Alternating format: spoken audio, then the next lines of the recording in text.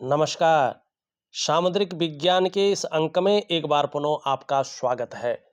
दोस्तों, मैं हूँ भास्कर आनंद डोभाल और आप देख रहे हैं हस्तरेखा का ये अंक अपनी ही पसंदीदा यूट्यूब के चैनल गोब्लॉक्स में। एक सुंदर सी मेल हथेली, आप पुरुष जातक हैं और आपकी रियल हथेली मेरे सामने विवेचना के लिए आ रखी है। बहुत कुछ सीखने को इस हथेली से मिल सकता है अगर आप हस्तरेखा में रुचि रखते हैं, और एकदम परफेक्ट 0.1% भी किंतु परंतु नहीं होता है। हथेली हमेशा सच कहती है और बोलती है, एकदम परफेक्ट बोलती है। ये इस हाथ देख को और इसकी लकीरें देख के आपको अपने आप पता चल जाएगा। सबसे पहले जब आप हथेली को देखते हैं तो यहाँ पे इनकी जो उंगलियां हैं, फिंगर है, उसकी लकीरों पे थोड़ा नजर डालिएगा। यहाँ पे क्या दिखाई दे रहा है? प्रत्येक उंगली में ऊर्ध्व रेखाएं स्पष्ट दिख रही हैं। अगर आप देखेंगे तो प्रत्येक उंगली में स्पष्ट तरीके से ऊर्ध्व रेखाएं ऊपर की ओर जाती हुई रेखाएं हैं। इसका क्या मतलब है? इसका मतलब है जिस रास्ते पे आप जा रहे हैं एकदम परफेक्ट रास्ता है। आप गलत दिशा की तरफ नहीं जा रहे हैं, आपने सही दिशा पकड़ी हुई है। दूसरा क्या बताता है ये? आप बहुत अच्छे इंसान हैं। अच्छे इंसान का मतलब व्यवहारिक है, फ्रेंडली नेचर आपका है, ठीक है ना। और दूसरा, अगर आप अपनी हथेली को थोड़ा सा और बारीकी से देखें तो आपकी हथेली में एक बुद्धादित्य राजयोग बना हुआ है और कार्य क्षेत्र में विशेष प्रकार का प्रभाव डाल रहा है, और यही डाला भी है इसने। क्या होता है मैं बताता हूं, क्या घटता है ये भी बताता हूं। सबसे पहले आप अगला देखें तो आपका ये अंगूठा है। अंगूठा आपका अच्छा खासा लंबा है और हस्तरेखा शास्त्र के मुताबिक लंबे अंगूठे के जो जातक होते हैं ये शिक्षा और प्यार के मामले में बहुत अच्छे इंसान होते हैं। ऐसे लोगों के अंदर आत्मविश्वास की कभी कमी नहीं रहती है और जीवन में अपने स्तर पे ये खूब तरक्की भी करते हैं। ये इनकी पहचान होती है और आपके अंदर ये खूबियां ईश्वर ने नैसर्गिक रूप से दे रखी हैं। दूसरी बात देखेंगे यहाँ पे तो यहाँ पे कुबड़ निकली हुई है, और ये किसका द्योतक है? ये आपकी बुद्धिमत्ता का द्योतक है। ऐसे व्यक्ति बहुत शार्प माइंडेड होते हैं, बौद्धिक स्तर ऐसे लोगों का बहुत अच्छा होता है, ठीक है ना। लेकिन जो प्रारंभिक दौर है कहीं ना कहीं जो है उसमें थोड़ा सा संघर्ष भी व्यक्ति को करना पड़ता है। और कई मामलों में मैंने ये देखा है, जो प्रैक्टिकल रूप से देखा है, कि अगर ऐसा व्यक्ति व्यापार करते हैं और पार्टनरशिप में कोई कार्य करते हैं तो वो उतना फलित नहीं होता है जितना ये इंडिविजुअल किसी कार्य को करते हैं। तो यहाँ पे ये चीजें स्पष्ट दिखाई दे रही है। एक बड़ी चीज और देखिएगा, आपकी हथेली में स्पष्ट दिख रहा है, और ये एक्यूरेट ज्यादातर होती है, जो आपकी ये जीवन रेखा निकल रही है ना, और यहां से ये मस्तिष्क रेखा निकल रही है ना, इसके अगर इस चीज में देखें एक बड़ा ज्वाइंट बना हुआ दिखाई दे रहा है। ऐसे जो लोग भी होते हैं ना, एक प्रेशर के ऊपर, इनके ऊपर एक प्रेशर बना रहता है, ठीक है ना। ऐसे व्यक्ति के ऊपर पारिवारिक जिम्मेवारियां बहुत ज्यादा रहती हैं। ऐसा व्यक्ति स्वच्छंद उड़ना तो चाहता है, लेकिन कुछ एक जिम्मेवारियां या कुछ एक चीजों के कारण व्यक्ति उस प्रकार से उड़ नहीं पाता है। ये इस चीज को भी दिखाता है। दूसरी, अगर आपका केतु भी इस प्रकार से है और जहां से मस्तिष्क रेखा और जीवन रेखा निकल रही हो, वहां पे इस प्रकार का ज्वाइंट हो बना हुआ, तो व्यक्ति का जो प्रारंभिक दौर है ये थोड़ा सा संघर्ष से युक्त होता है। कई बार उतार चढ़ाव झेलना पड़ता है, कई बार संघर्षों का सामना करना पड़ता है, कई बार अस्थिरता का सामना करना पड़ता है। लेकिन आगे चलकर यही संघर्ष व्यक्ति को पूजनीय बनाता है। आगे चलकर व्यक्ति हर सुख को पाता है, हर सुख का जीवन में भोग भी करता है। एक चीज और बताऊंगा, फिर आपके मेन क्वेश्चन पे आऊंगा। यहाँ पे देखेंगे तो आपकी जो मस्तिष्क रेखा है ये कर्व लेके पूरी तरह से जो है चंद्रमा की ओर आ रही है और इस पे चंद्रमा का बहुत ज्यादा प्रभाव पड़ रहा है। चंद्रमा क्या है? कल्पना है, मन है, आपकी सोच है। तो जो मस्तिष्क रेखा है ये बहुत अच्छी है आपकी। इसका क्या मतलब है कि आपका वास्तव में देखा जाए तो बौद्धिक स्तर बहुत अच्छा है, कोई कमी नहीं है, क्रिएटिव हैं आप। कहीं ना कहीं यात्राओं का जब भी मौका मिलता है उससे मन प्रसन्न रहता है और खुशनुमा माहौल रहता है। लेकिन आजकल अगर हम देखें, वर्तमान समय की बात करें, तो बृहस्पति ग्रह कहीं ना कहीं क्रूर ग्रह शनि की तरफ देख रहा है और जो चंद्रमा है हल्का अनबैलेंस अवस्था में आ रहा है। तो इस अवस्था में प्रायः व्यक्ति बहुत ज्यादा सोचने वाला हो जाता है। ज्यादातर व्यक्ति ऐसे में हमेशा कल्पनाओं में डूबा रहता है और व्यक्ति का जो मन है ना वो भी एकाग्रचित कम हो पाता है। लेकिन ये भी इंगित कर रहा है इस सब के बावजूद आप एक बहुत अच्छी सफलता भी हासिल करने वाला है। लेकिन आपका जो मन है वो फिर भी बहुत ज्यादा कल्पनाओं में डूबा रहेगा, कल्पना शक्ति आपकी बहुत ज्यादा रहेगी। एक थोड़ी सी कमी भी है, जब भी बृहस्पति शनि की तरफ देखता है और ये रेखा मस्तिष्क रेखा चंद्रमा पे आ जाए और चंद्रमा हल्का अनबैलेंस रहे तो कहीं ना कहीं ये चिंतातुर स्वभाव बनाता है। ठीक है ना? चिंतातुर में ऐसे में व्यक्ति रहता है। तो यहाँ पे ये चीज भी दिखाई दे रही है। अब चलते हैं राजयोग के बारे में। और एक चीज मैं बताता हूं, ये बहुत बड़ी चीज है। अगर आपकी हथेली में है तो इस रेखा को पुष्ट करें, यकीन मानिएगा आप दुनिया में एक अलग किस्म के इंसान बनेंगे। यहां पे अगर हम देखते हैं आपकी जीवन रेखा इस तरह से धीरे धीरे निकल करके आपकी करियर और धन की रेखा भाग्य रेखा के साथ मिल रही है। यहां पे ये बहुत बड़ा राजयोग होता है, राजयोग से भी बहुत बड़ा योग होता है। लेकिन यहाँ पे एक कमी है, जो आपकी जीवन रेखा है यहाँ पतली होती हुई दिखाई दे रही है, पूरी तरह से एक स्पष्ट और एक बढ़िया ढंग से भाग्य रेखा पे नहीं मिलती है। ठीक है ना? अगर ये मिल जाए, जिस भी व्यक्ति की हथेली में ये मिल जाती है वो व्यक्ति जो है दुनिया में राज करने वाला होता है। ये व्यक्ति अपने जीवन में और अपने आसपास के लोगों में, अपने खानदान के लोगों में, अपने शहर के भी लोगों में, यहाँ तक कि अपने देश के भी लोगों में सबसे पॉपुलर होने वाला इंसान होता है, इंसान बन जाता है। तरक्की की तो बात छोड़ो, बहुत बड़ी तरक्की अपने खानदान में, अपने देश में बहुत बड़ा पॉपुलर व्यक्ति होता है। ठीक है ना? लेकिन इसको आपने क्या करना है कि अपने जीवन को अपने भाग्य से मिलाना है। बहुत बड़ी चीज आपकी हथेली में है। अब राजयोग का जो प्रैक्टिकल रूप में फायदा दे रहा है, यहां पे देखेंगे आप बुधादित्य राजयोग बन रहा है।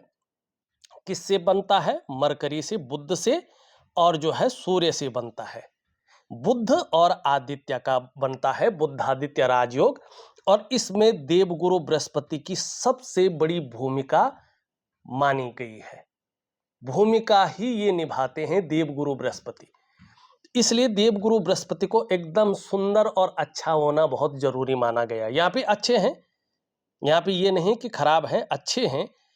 और बुधादित्य राजयोग का फायदा भी मिल रहा है। जब भी आपकी ये उंगली इस प्रकार से यहाँ पे दिखाई दे और इसके पहले पोरवे तक पहुंचे, इस प्रकार से लंबी भी हो तो, और दूसरा आपकी सूर्य की उंगली आपकी बृहस्पति की उंगली से थोड़ी सी लंबी हो, मिडिल फिंगर से छोटी हो, और आपका जो है देवगुरु बृहस्पति पुष्ट और सुंदर हो, जैसे आपकी हथेली में है, सब कुछ एकदम परफेक्ट है, तो ये बुधादित्य राजयोग को जन्म देता है। और बुधादित्य राजयोग का व्यक्ति अपने जीवन काल में भोग करता है, भोग को भोगता है, ऐश्वर्य को भोगता है, प्रसिद्धि की प्राप्ति करता है और कहीं ना कहीं राजा के समान जीवन जीने वाला होता है। क्या इसका प्रैक्टिकल प्रभाव निकलते हैं? ये व्यक्ति 99.9% मामले में अगर कोशिश करे, तो कोशिश ही ना करे तो कुछ नहीं होता है, अगर मेहनत को बढ़ा दे तो सरकारी नौकरी या इससे संबंधित क्षेत्रों में कार्य करने वाला होता है, कुर्सी मिलती है। किन क्षेत्रों में? बृहस्पति से संबंधित क्षेत्रों में, चाहे शिक्षा का क्षेत्र हो, चाहे इंजीनियरिंग का क्षेत्र हो, चाहे चिकित्सा का क्षेत्र हो, चाहे मैनेजमेंट का क्षेत्र हो, या वाणिज्य का क्षेत्र हो, या कानून का क्षेत्र हो। अगर 1% किसी परिस्थितिवश अगर ऐसा व्यक्ति सरकारी नौकरी या इससे संबंधित क्षेत्रों में नौकरी न कर पाए, तो फिर ये व्यक्ति व्यापार में जाते हैं, व्यापार में उत्कृष्टता हासिल करते हैं, और व्यापार के कारण ही ये लोग जाने जाते हैं, व्यापार के कारण ही इनकी पहचान बनती है। तो आप या तो सरकारी नौकरी में होंगे या इससे संबंधित क्षेत्र में होंगे, या तो कहीं ना कहीं आप एक व्यापारी होंगे, एक बिजनेसमैन होंगे निश्चित तौर पे।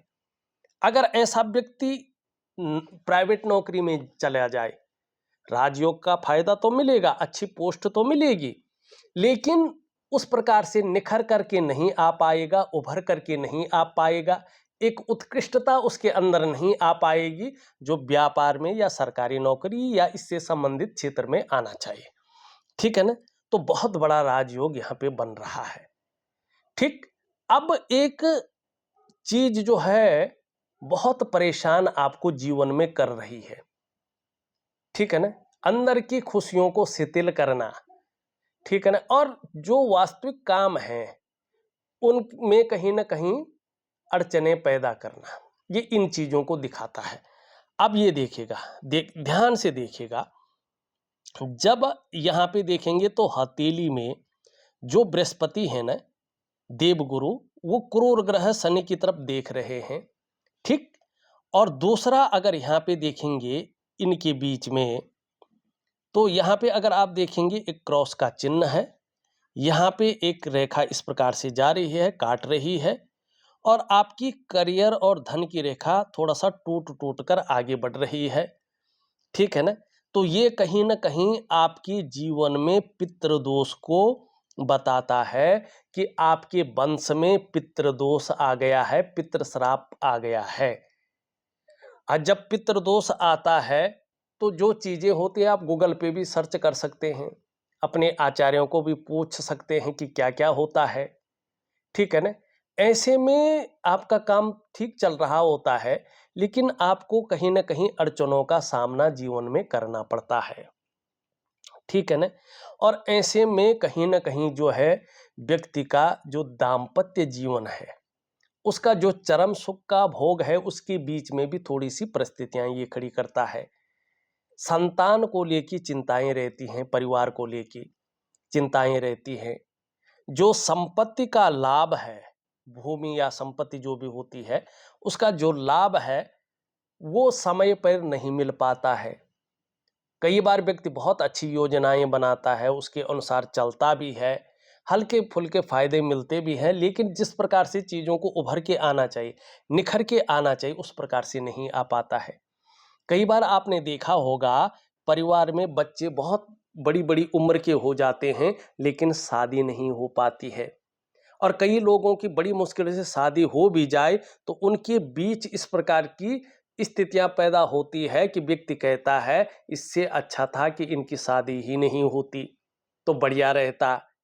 ठीक है ना? या शादी हो गई, उसके बाद संतान को लेकर चिंताएं उभरती हैं। ठीक है ना? और जो अंदरूनी खुशियां हैं उसको ये शिथिल कर लेता है, निकाल लेता है। व्यक्ति पूजा पाठ तो करता रहता है, लेकिन क्या नहीं होता है, इष्ट कृपा उस प्रकार से नहीं मिल पाती है। घर परिवार में जो सामंजस्य रहना चाहिए, जिस प्रकार के चीजों को उभर के आना चाहिए, वो सब कहीं ना कहीं जो है शिथिलता की अवस्था में जाते हैं। तो यहाँ पे आपके हथेली में स्पष्ट तरीके से अगर मैं देखूं तो यहाँ पे पितृदोष स्पष्ट दिखाई दे रहा है। अब आपके काम जो थोड़ा सा स्लोली स्लोली हो जाते हैं ना, पूरी तरह से निखर के या उभर के नहीं आ पाते हैं ना, सब कुछ होते हुए भी, और कहीं ना कहीं चिंताएं जो रहती है ना, इष्ट कृपा जिस प्रकार से मिलनी चाहिए उस प्रकार से नहीं मिलती है ना। व्यक्ति तरक्की तो करता है, धन तो कमाता है, लेकिन जो तरक्की वास्तव में होनी चाहिए, एक लेवल पार करके दूसरे ऑर्बिट में पहुंच जाना, वो जो नहीं हो रहा है ना, ये पितृदोष है। जब आप अपने घर में पितृदोष की शांति करवाएंगे, आपके काम अपने आप ही बनते चले जाएंगे। अब कैसे करना है आपने पितृदोष, देखिएगा। जब भी श्राद्ध पक्ष आए, ठीक है ना, या किसी महीने की अमावस्या आए, तो उस दिन आपने अपने पितरों के निमित्त अपने कुल पुरोहित से या उस क्षेत्र में जो कर्मकांडी विद्वान पंडित होंगे उनसे अपने पितरों के निमित्त किसी तीर्थ स्थल पे नारायण बलि करानी है। गया में होता है, पितरों को मोक्ष मिलता है। 2-3 जगह मुझे मालूम है, बाकी नहीं मालूम है, तो आपके जो पुरोहित होंगे उनको पूरा पता होगा इस बारे में। जैसे गया में है, वहां पे अगर नारायण बलि की जाए तो पितरों को पूरी तरह से मोक्ष मिल जाता है। दूसरा, उत्तराखंड के हरिद्वार क्षेत्र में नारायण शिला है, वहां पे अगर नारायण बलि आप करते हैं तो निश्चित तौर पे आपके पितरों को मोक्ष की प्राप्ति होती है, पितृ दोष खत्म हो जाता है, पूरे कुल से पितृ श्राप खत्म हो जाता है। तीसरा, उत्तराखंड में ही भू बैकुंठ मानी इस भूमि में बैकुंठ स्वयं, जहां भगवान बद्री नारायण जी निवास करते हैं, अलकनंदा के किनारे ब्रह्म कपाली है, वहां पे पितरों के निमित्त अगर नारायण बलि की जाए तो निश्चित रूप से पितर जो है बैकुंठ को चले जाते हैं, तृप्त हो जाते हैं और आप पितृदोष से मुक्त हो जाते हैं। जब तक आप इस पितृदोष को सही तरीके से अपने पितरों को मुक्ति की ओर नहीं ले जाएंगे, पितृदोष खत्म नहीं करेंगे, तब तक कहीं ना कहीं जो है आपके कार्यों में अड़चने आएंगी। अंदरूनी खुशियां जो होती हैं, मंगल काम जो होने चाहिए और कहीं ना कहीं जो बड़े सौदे होते हैं उनमें दिक्कतें आएंगी। और मन जो खुशनुमा माहौल में होना चाहिए, जो व्यक्ति को चिंता से विमुक्त होना चाहिए, वो चीज बनी रहेगी। अब पितृदोष का एक कारण और भी हो जाता है, ठीक है ना।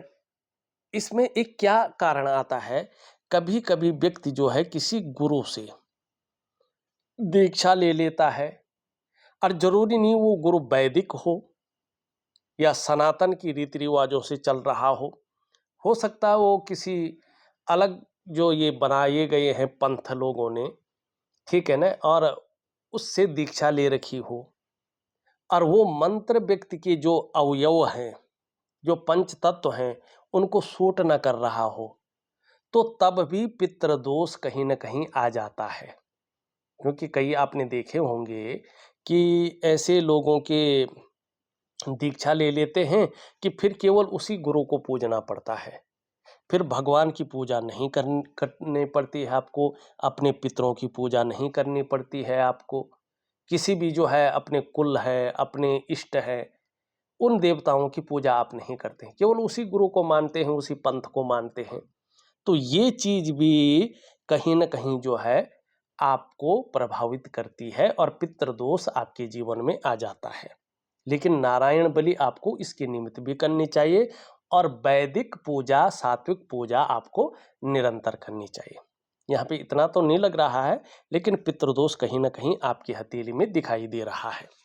ठीक, अब चलते हैं, आपने कुछ सवाल किए हैं, आपने नया घर खरीद लेना है और पुराना बेचना है, कब तक आप कह रहे हैं कि कब तक इसकी संभावना है।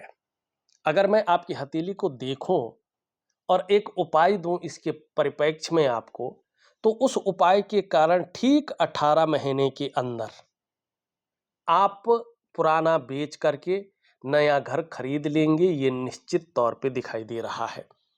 दूसरा, आप लिखते हैं कि फैक्ट्री के लिए नई जगह लेनी है, कब तक? आपका जैसे ही ये बृहस्पति अपने इस भाव से निकल करके इस भाव में आ जाएगा, कहीं ना कहीं जो है आपका मंगल दोनों बहुत अच्छे स्तर में है, बुद्धादित्य राजयोग बन रहा है, और पितृदोष का निवारण यदि आप कर लेते हैं तो ये आपके अंदर दिखाई दे रहा है 18 या 2 साल तक। 2 साल के अंदर, 18 महीने के अंदर या 2 साल के अंदर आप अपनी फैक्ट्री के लिए भी नई जगह ले लेंगे, आप निश्चित रहें। लड़कों की शादी कब तक होगी देखिएगा, वही बात आ गई है। लेकिन मैं कहना चाहता हूँ, लड़कों की शादी कब होगी, कैसा जीवन साथी मिलेगा, शादी के बाद जीवन कैसा चलेगा, किस ग्रहों की वजह से जो है उनकी शादियां नहीं हो पा रही हैं, क्या पितृदोषी मेन कारण है या कुछ और भी चीज़ें हैं, तो वो उनके हाथों से पता चलेगा। आपके हाथ से यही पता चल रहा है कि जब आप अपने पितृदोष का निवारण कर लेंगे तो आपके ये रास्ते अपने आप खुल जाएंगे, आपको चिंता करने की भी तनिक भी जरूरत नहीं पड़ेगी।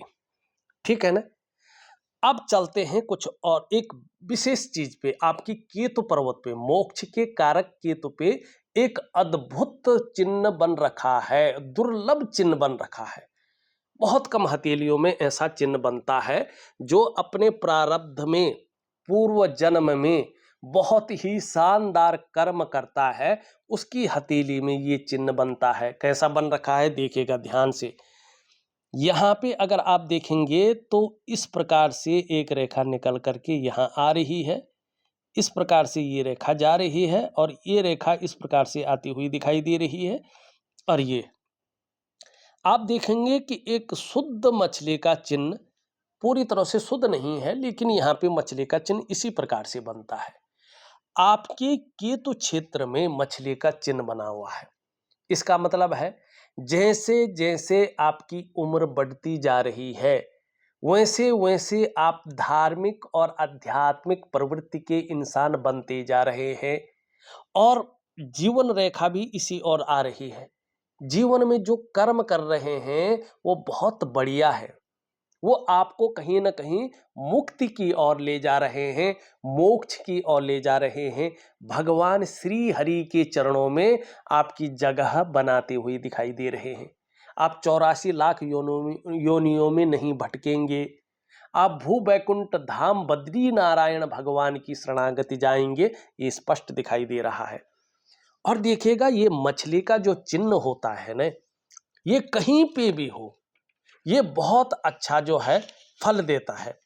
मछली का चिन्ह हथेली में कहीं पर भी हो, आपकी हथेली की जो पॉजिटिव ऊर्जा है उसको, उसकी पावर को बहुत ज्यादा बढ़ा देती है। और हाथ के जिस पर्वत पर बनी होती है इस पर्वत की ऊर्जा को बहुत ज्यादा बढ़ा देती है और कहीं ना कहीं उसका प्रभाव आपके जीवन पर बहुत ज्यादा पड़ता है। सामुद्रिक विज्ञान स्पष्ट कहता है यस्य हस्ते मत्स्य रेखा कर्म सिद्धिश्च जायते धनाड्यस्तु सो विज्ञेयो बहुपुत्रो न संशयो। जिस व्यक्ति की हथेली में, चाहे वो महिला हो या पुरुष हो, ये मछली का चिन्ह होता है ना, ऐसा व्यक्ति डेफिनेटली कर्म सिद्धि वाला होता है। अर्थात ये व्यक्ति जो भी काम करता है, चाहे वो नौकरी करे, चाहे वो बिजनेस करे या अन्य कोई कार्य करे, ये व्यक्ति उसमें सफल होता ही होता है। चाहे नीचे गिर भी जाए एक बार, फिर अपने प्रयासों से सफल होगा ही होगा, उत्कृष्टता हासिल करेगा ही करेगा, अपना एक ब्रांड बनकर उभरेगा ही उभरेगा। ऐसे व्यक्ति की जो आर्थिक स्थिति होती है एक समय पे बहुत मजबूत स्थिति में आ जाती है, इसमें कोई संदेह नहीं करना चाहिए। और ऐसा व्यक्ति जो है स्त्री से युक्त होता है, शादी जरूर होती है ऐसे व्यक्ति की 99.9% मामले में, और ऐसे व्यक्ति को संतान जरूर होते हैं। और दूसरा, अगर पैतृक संपत्ति हो तो उसका लाभ मिलता ही मिलता है। चौथा, ऐसे व्यक्ति अपने जीवन काल में निश्चित तौर पे यात्राएं भी करता है और इसका इष्ट इसको अपने जीवन काल में निश्चित तौर पे अगर ये समर्पण कर ले इष्ट के प्रति, वो भाई की तरह खड़ा रहता है। ये निश्चित तौर पे जो है यहाँ पे दिखाई दे रहा है। और आगे चलकर एक और चिन्ह उभर रहा है, अभी तो बहुत फीका है।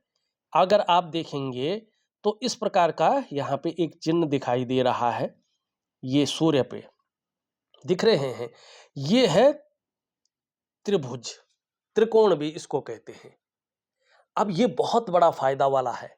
जैसे ही ये चिन्ह एक्टिवेट होगा, अभी हुआ नहीं है, आपको दिव्य सूर्य क्रिया जरूर करनी है, विधिवत तरीके से करनी है और नियम पूर्वक करनी है और मन की श्रद्धा से करनी है। यकीन मानिएगा, ये चिन्ह आपको वो चीज देगा जो चीज आपने अभी तक नहीं पाई है। लेकिन थोड़ा सा अनुशासन रहना पड़ेगा, चीजों को विधिवत तरीके से करना पड़ेगा। सामुद्रिक विज्ञान स्पष्ट कहता है, सूर्य चंद्र लता नेत्र अष्टकोण त्रिकोणम मंदिरम गज अश्वानाम चिन्हे धनी सुखी भवेत। जिसके हाथ में सूर्य का चिन्ह हो, चंद्रमा का चिन्ह हो, लता जिसको बेल कहते हैं बेल का चिन्ह हो, आंख का चिन्ह हो, 8 कोणों का चिन्ह हो और इस प्रकार से त्रिकोण का चिन्ह हो, त्रिभुज का चिन्ह हो, मंदिर का चिन्ह हो, हाथी का चिन्ह हो या अश्व घोड़े का चिन्ह हो, इनमें से एक भी चिन्ह हो जो मैंने गिनाए और आपकी हथेली में त्रिभुज है, त्रिकोण जिसको कहते हैं, ये व्यक्ति अपने जीवन में अगर इसको एक्टिवेट कर ले, जनरेट कर ले, निश्चित तौर पे धन तो आएगा, आर्थिक रूप से बहुत मजबूत हो जाएगा और सुखों का भोग करेगा। और ये त्रिकोण या मंदिर का चिन्ह अगर व्यक्ति की हथेली में है तो ऐसा व्यक्ति ऐसा कार्य करता है कि पीढ़ी दर पीढ़ी इसको याद रखा जाता है। इसके जाने के बाद भी ये लोगों के दिलों में याद रहता है। या तो ये व्यक्ति कोई कूप या बावड़ी या तालाब बनाएगा या देवालय बनाएगा या मंदिर बनाएगा या धर्मशाला बनाएगा या गौशाला बनाएगा, लेकिन अपना नाम ये जो है कहीं ना कहीं रोशन करवाएगा। इसको याद रखेंगे। और देखिएगा, जो मैंने देखा है, अगर ये त्रिकोण का चिन्ह एक्टिवेट हो जाए, पुष्ट हो जाए, तो व्यक्ति को बुद्धिमान बनाता है, व्यक्ति कला का पारखी होता है, सिद्धहस्त होता है। सूर्य पर्वत पर यह निशान व्यक्ति के धनी होने की निशानी होती है। संभव है, असंभव नहीं है, व्यक्ति करोड़पतियों की सूची में अपना स्थान बनाता है। चाहे ये पैतृक रूप से निर्धन है या आर्थिक संपन्न नहीं है, तो भी अपनी प्रतिभा के बल पर अच्छा खासा धन और बहुत बड़ी प्रसिद्धि को कमाता है। और आप कमाएंगे अगर इसको जनरेट कर ले।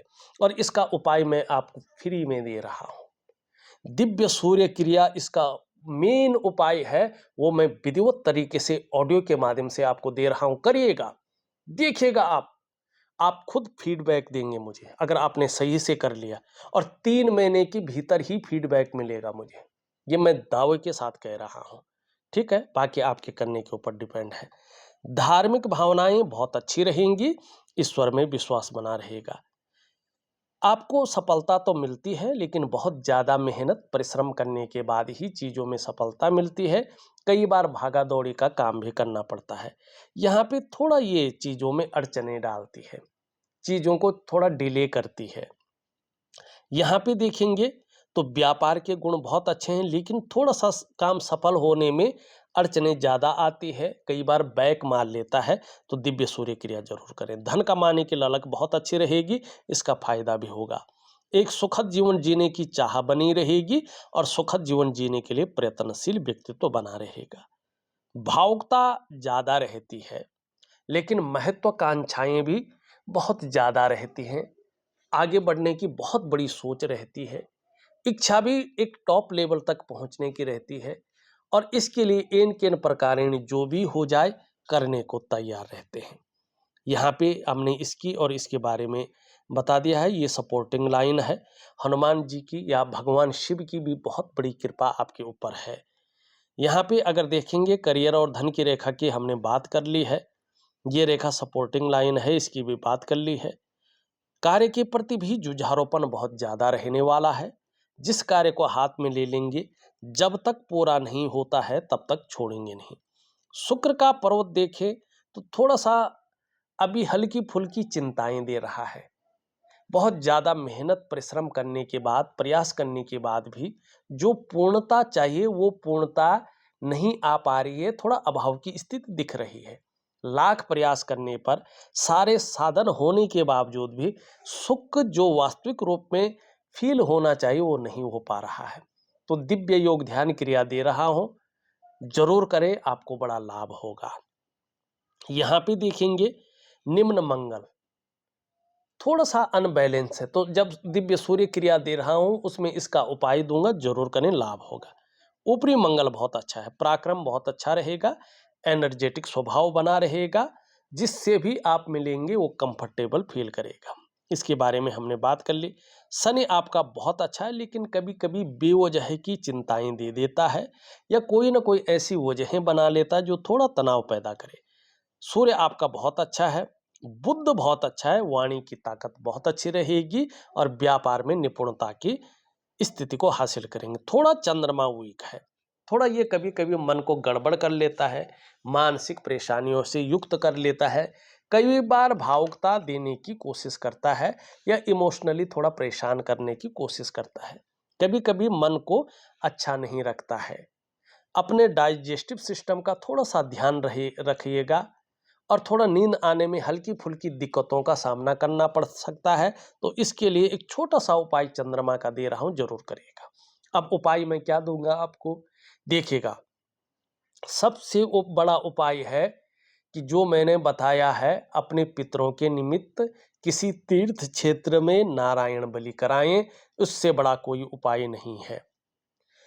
दूसरा, एक दिव्य सूर्य क्रिया, दिव्य योग ध्यान क्रिया मैं आपको दे रहा हूं और थोड़ा सा मैं आपको जो है यहां पर इस चंद्रमा का हल्का फुल्का उपाय दे रहा हूं। इससे चीजें बेहतरीन हो जाएंगी, सुंदर हो जाएंगी और आपको बड़ा लाभ होगा। इस वीडियो में बस इतना ही।